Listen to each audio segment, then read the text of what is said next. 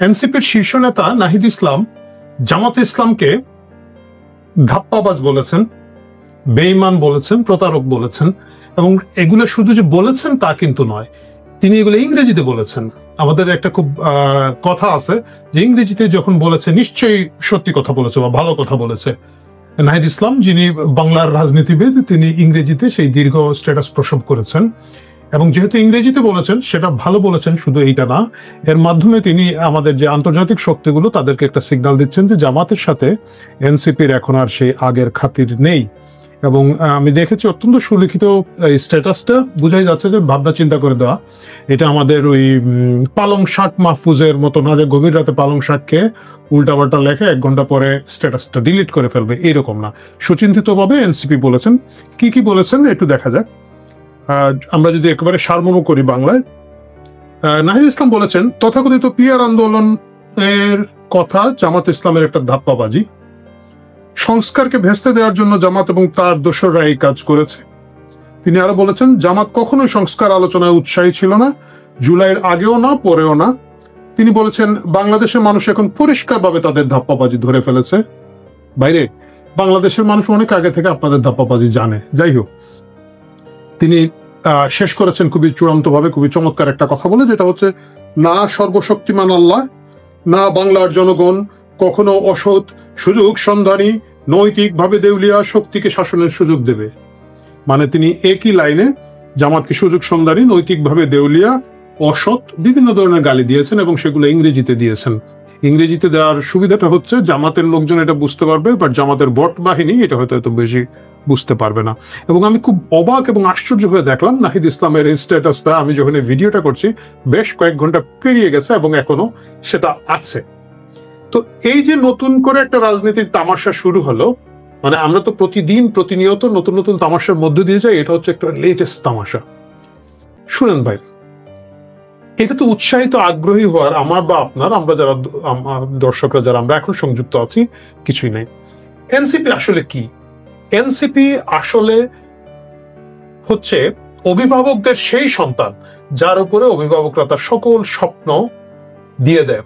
যেমন ধরেন আমার খুব শখ ছিল হয়তো ডাক্তার হওয়ার, আমি ডাক্তার হতে পারি না। এখন আমার বাচ্চা, সে পারুক না পারুক, তার হয়তো অন্য কিছু হওয়ার শখ, তার হয়তো সাংবাদিক হওয়ার শখ, উকিল হওয়ার শখ, সরকারি না তোকে ডাক্তারই হইতে হবে, এবং তোরে যদি ডাক্তার না হয়।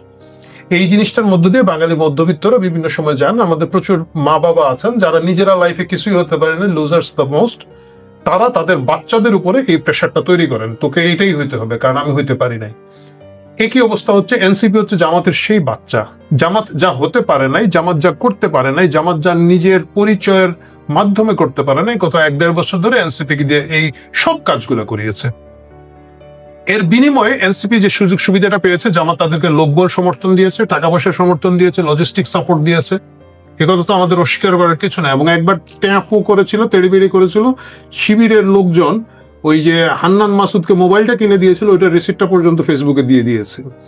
এই জুলাই আগস্টের তথাকথিত যে আন্দোলনের নেতৃত্ব ভাবে এনসিপির নেতারা দিয়ে থাকেন।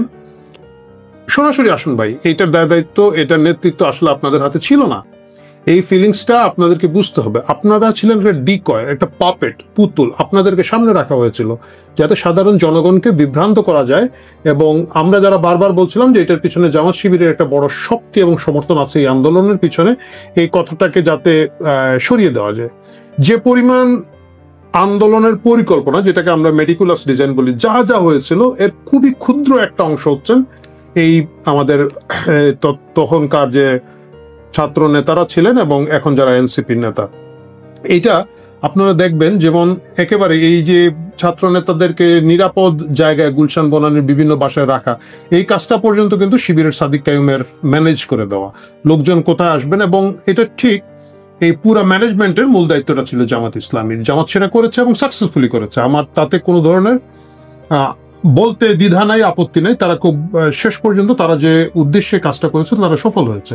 এর মধ্যে বিএনপির স্ট্র্যাটেজিক্যাল জায়গায় আদৌ কোনো ধরনের কন্ট্রিবিউশন আছে কিনা না আজ পর্যন্ত আমি নিশ্চিত নই, আমার বিশ্বাস ছিল না। হ্যাঁ, বিএনপি প্রচুর লোকবল সমর্থন দিয়েছে, প্রচুর প্রচুর, কারণ হচ্ছে তাদের লোক সংখ্যা বেশি আছে, তাদের দলীয় নেতাকর্মীদের সমর্থক অনেক বেশি, এবং যে কোনো মূল্যে শেখ হাসিনার পতন করানোর জন্য, আওয়ামী লীগের পতন করানোর জন্য যদি তাদের লোকবল দিতে হয়, তারা যে কোনো সুযোগেই শুধু এইবার না, প্রতিবারই তারা চেষ্টা করেছে যে তাড়াতাড়ি লোকজন রাস্তায় নামিয়ে দেওয়া, সংঘর্ষ করা, কিন্তু মেটিকুলাস ডিজাইনের অংশটা জামাতে ইসলামের ছিল। It's very clear. মানে কিছুদিন আগে আমি দেখেছিলাম যে সাদিক বলছিলেন, একজন বিদেশি পর্যবেক্ষক, আপনাদের মাঝে মাঝে তার রেফারেন্স দেই, যে এই ছাত্র আন্দোলন এত গভীর ছিল না, এত তীব্র ছিল না, এত বিস্তৃত ছিল না সারা বাংলাদেশে, এবং এত দীর্ঘায়িত ছিল না যে শুধুমাত্র এইটার উপরে নির্ভর করে শেখ হাসিনাকে বাংলাদেশ ছাড়তে বাধ্য করা সম্ভব হবে। এটার পিছনে অনেক ধরনের রাজনীতি ছিল, আন্তর্জাতিক এবং কূটকৌশলগত রাজনীতি। তো এই রাজনীতির পরে কি হলো? এই রাজনীতির পরে জামাত ইসলামের সমর্থন, সেটা নৈতিক, আর্থিক এবং বুদ্ধিবৃত্তিক সমর্থনের মাধ্যমে কিন্তু এই এনসিপির নেতাদেরকে অনেক বড় ফুলিয়ে ফাঁপিয়ে নেতা বানানো হলো, তাদেরকে মেটিকুলাস ডিজাইনিস্ট করা হলো। কেন করা হলো? আমার যেটা ধারণা, জামাত প্রথমে ভাবতে পারে নাই যে তারা পাবলিক অ্যাকসেপ্টেন্স এই লেভেলে পাবে। তাদের ধারণা ছিল এত বড় আন্দোলন করে এখন যদি সরাসরি আবার আসি, আর আবার যদি লোকজন বলে তুই রাজাকার, তুই রাজাকার, তুই রাজাকার, তাহলে সবকিছু ভেস্তে যাবে। এই ভেস্তে যাওয়ার কারণে তাদেরকে ডিকয় কিছু বানাতে হলো। এই জিনিস তারা অনেকদিন ধরে করছে। এর আগে তারা এবি পার্টি করেছিলেন শিবিরের কেন্দ্রীয় সভাপতি মঞ্জুরকে দিয়ে, এবং এই যে একজন আছে ব্যারিস্টার ফুয়াদ, এদেরকে অনেক ট্রেনিং দিয়ে করেছিল, কিন্তু ওইটা ঠিক কাজে লাগছিল না। জুলাইয়ের এই আন্দোলনের মাধ্যমে কিছু ফ্রেশ নতুন মুখের মাধ্যমে তারা এই কাজটা করেছিল, এবং নাহিদ ইসলাম এবং তার দলের লোকজন অলমোস্ট সবাই আমি বলবো না, কারণ এখানের মধ্যে কিছু বিভ্রান্ত বাম গিয়েছে, এবং এটা যায়, এটা কোনো বিষয় না, এরা কোথায় যায় না যায় এটা আলাপের বিষয় না। তো এরপরে জামাত যেটা করলো, তাদের যত এজেন্ডা আছে সবগুলো এজেন্ডা এএনসিপির তাদের মৌবতন্ত্র, তাদের মাস্তানতন্ত্র, তাদের গুন্ডাতন্ত্রকে দিয়ে চালু করা শুরু করলো, এবং এর বিনিময়ে হয়তো ওই যে লোকবল বিভিন্নভাবে সমর্থন দিয়ে তারা এদেরকে রেখেছে। আমি একটা উদাহরণ দিই। যেমন ধরেন 5 আগস্ট যখন আওয়ামী লীগ সরকারের পতন ঘটলো, হঠাৎ করে 10 আগস্টে দেখলাম, মানে একেবারে কিন্তু 5 আগস্ট মানে বিকাল সন্ধ্যা পর্যন্ত কিছু না, 6, 7, 8 পরেই 8 তারিখ বা 9 তারিখে 10 তারিখের স্বাক্ষর দিয়ে প্রেস ক্লাবে ঢাকা প্রেস ক্লাবে একটা নামের তালিকা দেওয়া হলো যে এদেরকে প্রেস ক্লাব থেকে বহিষ্কার করতে হবে। গুড, এটা আমি তালিকা দেখি, এর মধ্যে আমার নাম আছে। তো এটাকে সাইন করেছে, এটা হচ্ছে একটা হচ্ছে মাংস মাসুদ, যেটাকে বলে চাঁদাবাজ, যে থানা বন্দর বন্ধু বলা হয় যেটারে, মাংস মাসুদ, এবং আরেকটা ছিল আব্দুল কাদের। এই দুই সমন্বয়ক মিলে একটা বিরাট সাংবাদিকদের তালিকা দিয়েছে, এটার মধ্যে আমার নাম আছে। তো আমি খুব অবাক হলাম। অবাক হয়ে যাদের সাথে আবার এদের খুব একটু খায় খাতির আছে, তাদের একজনকে ফোন দিলাম, দিয়ে বললাম যে হোয়াট ইজ দিস, আমার নাম কেন? আমি বাকিদের নাম নিয়ে প্রশ্নই করছি না, বাকিরা যার যারটা তারটা বুঝবে, আমার নাম কেন এটা আমার জানার খুব কৌতূহল, আগ্রহ। কেন আমাকে প্রেস ক্লাব থেকে বের করে দেওয়ার আবদার? এই মানে এটা তো প্রায়োরিটি হইতে পারে না। প্রায়োরিটি হবে আওয়ামী লীগের লোকজনকে ধরো, আওয়ামী লীগের প্রশাসনের লোকজন ধরো, তাদের পুলিশকে ধরো, তাদের যে বেসামরিক লোকজন যারা আমলারা সাপোর্ট দিচ্ছে তাদেরকে ধরো, এইভাবে ব্যবসায়ীদেরকে ধরো। আস্তে আস্তে একটা সময় হয়তো বললো যে আমাদের নামও আসলো যে তোমরা আওয়ামী লীগ করতে, বা কিছু একটা বললো, আমি মানতাম, কিন্তু একেবারেই প্রথম সপ্তাহে কেন? এবং ওই লোক তখন আমতা করছে। আমি তখন চ্যালেঞ্জ করেছিলাম, মানে আমি এখন আবার ভিডিও দিয়ে আবারও এই চ্যালেঞ্জটা রাখতে চাই। আমি হান্নান মাসুদ, মাংস মাসুদ এবং ওই যে আব্দুল কাদের, আমি বলছিলাম যে ওদেরকে জিজ্ঞেস করবা গত 16 বছরে আওয়ামী লীগের কাছ থেকে এক কাপ চা খেয়েছি বা একটা বিস্কিট খেয়েছি যদি প্রমাণ করতে পারে, তারপরে যেন কথা বলতে আসে। তখন খুব ইন্টারেস্টিং একটা কথা ওই লোকটা বলেছিল। আমি বললাম যে তাদেরকে বলতে হবে যে একটা মন্ত্রী, প্রধানমন্ত্রী বাদ দেন, আওয়ামী লীগের এমপিও বাদ দেন, আওয়ামী লীগের একটা উপজেলা চেয়ারম্যান, একটা থানা চেয়ারম্যান, থানা কমিটির কোন নেতার সাথে আমার একটা সেলফি যদি দেখাতে পারে, কোথাও কোনো সামাজিক স্ট্রাকচারে তাদের সাথে আমাদের কোনো যোগাযোগ দেখাতে পারে, মানে টেলিভিশনের টক শো ছাড়া, আমি বললাম যে তারপরে আমি এটা স্বীকার করে নিব যে ঠিক আছে, আমি একজন আওয়ামী লীগের দূষণ মানলাম ভাই, এটা তাদেরকে দেখাইতে হবে। আমি বললাম যে এই চ্যালেঞ্জটা দিলাম। এই চ্যালেঞ্জটা আমি জানি ওদের কাছে গিয়েছে, এবং আমাদের মাংস মাসুদ বা আব্দুল কাদের বা অন্যরা আজকে পর্যন্ত সেইটাতে কোনো সাড়া দেয় নাই। যাই হোক, মূল কথায় আসি। তো ওই লোক খুব আমতা করে আমাকে একটা কথা বলেছিল, ভাই এটা তো অন্য জিনিস। বলে কি? বলে আপনারা শাহবাগে ছিলেন না, গণজাগরণ মঞ্চ করছেন, রাজাকারের বিচার করছেন, আপনাদের কি আর ওরা এখন ছাইড়া দেবে? আলম, সেটা আমি জানি, কিন্তু এত উলঙ্গ ভাবে করার তো দরকার ছিল না ভাই, ঘুরে ফিরে করে। মানে প্রথম সপ্তাহে প্রথমে গিয়ে যারা রাজাকার বিরোধী আন্দোলন করেছিল তাদেরকে আগে ধরতে হবে, এই তামসাটা না করলেও পার। তো এইভাবে আমি মূল আলোচনায় ফিরতে চাচ্ছি যে জামাত শিবির তাদের যতগুলো এজেন্ডা ছিল, যত রাইটিস্ট কাহিনী ছিল, টেস্ট করার যে বিষয়গুলো ছিল, প্রত্যেকটা জিনিস এই এনসিপির নেতাদেরকে দিয়ে করিয়েছে। এবং আপনি দেখেন এই মুক্তিযুদ্ধের বিরুদ্ধে, আমাদের শহীদদের সংখ্যা নিয়ে, আমাদের জাতীয় সঙ্গীত নিয়ে, জাতীয় পরিচয় নিয়ে, আমাদের গণ আন্দোলন, দীর্ঘ জীবনের যে আন্দোলন, বাঙালির যে বছরের পর বছরের যে সংগ্রাম, মুক্তির যে সংগ্রাম, গণতন্ত্রের প্রতি যে সংগ্রাম, এর প্রত্যেকটা জিনিসকে চ্যালেঞ্জ করেছে এনসিপির বাচ্চা কাচ্চাগুলা। কেন করেছে? কারণ এই প্রত্যেকটা জিনিসে জামাতের চুলকানি আছে। কারণ কি, এই প্রত্যেকটা জিনিস জামাতের অ্যালার্জি আছে, কিন্তু জামাত নিজে বলতে পারছে না। জামাত মুক্তিযুদ্ধের বিরুদ্ধে বললে লোকজন বলবে তুই রাজাকার, তুই তো এটা বলবি। প্রত্যেকটা জিনিস এদেরকে দিয়ে গত দীর্ঘদিন ধরে করিয়েছে। এক, আপনাদের মনে আছে শিবিরের প্রোগ্রামে গিয়ে আমাদের সার্জিস আলম গলা কাঁপিয়ে বলেছেন যে জামাত শিবির ছাড়াই আন্দোলন সফল হতো না, জামাত শিবির তাদেরকে অনেক দায়িত্ব কি কি যেন দিয়েছেন, বলেছেন না?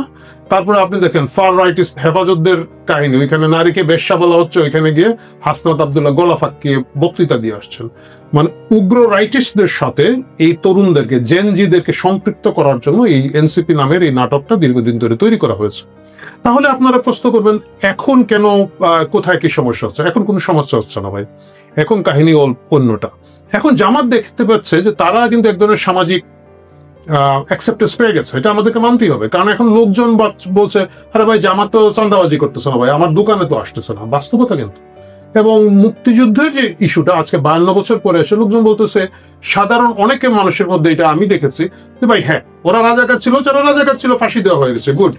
এখন যে আছে ডাক্তার শফিকও তো ওই সময় রাজাকার ছিল না, তাই না? বা যারা আছে তারা রাজাকার ছিল না। এই কারণে জামাত এখন দেখতে পাচ্ছে তাদের এক ধরনের পলিটিক্যাল অ্যাকসেপ্টেন্স তৈরি হয়েছে, তারা নিজের চেহারায় নিজের রাজনীতি দিয়ে তারা অনেকটুকু আগাতে পারবে। এখন এনসিপির পিছন থেকে তাদের সমর্থন হয়তো তারা একটু পিছিয়ে দিয়েছে, অথবা এনসিপি এবং জামাত মিলে এখন একটা নতুন নাটক তৈরি করছে, এবং সেই নাটকের এই কারণেই হচ্ছে আমাদের যে নাহিদ ইসলাম ফাহিম ভাইয়ের এই স্ট্যাটাসটা, এটা হচ্ছে একটা টেস্ট কেস। আপনারা আরো অনেক কিছু দেখবেন, যেমন ধরেন জামাত প্রথমে বিএনপিকে আক্রমণ করলো কিন্তু জুলাই আগস্টের পরে, মানে বিএনপি আক্রমণ করেনি, আগে কিন্তু আক্রমণটা জামাতই করেছে যে এরা চাঁদাবাজ, এক স্বৈরাচারকে সরিয়ে আরেক স্বৈরাচারকে ক্ষমতায় দেখতে চায় না, বসাতে চায় না।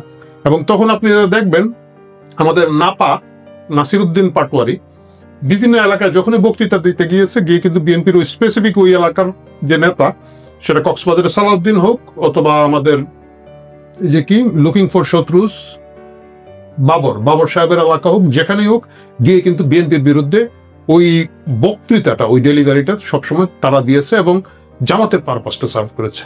এখন হঠাৎ করে আবার তারা একজন আরেকজনের সাথে এক ধরনের মৃদু সমালোচনা, শত্রুতা, এবং এটা মৃদু বলা যায় না, মানে একেবারে বেঈমান, প্রতারক, বাটপারই বলছে ইংরেজিতে, এই ধরনের শব্দ ব্যবহার করে নাহিদ ইসলাম ফাহিম যখন জামাতকে সমালোচনা করছেন, তখন আমাদের বুঝতে হবে যে নতুন কোন একটা রাজনীতি এরা দুই দল মিলে পাকিয়ে তুলছে।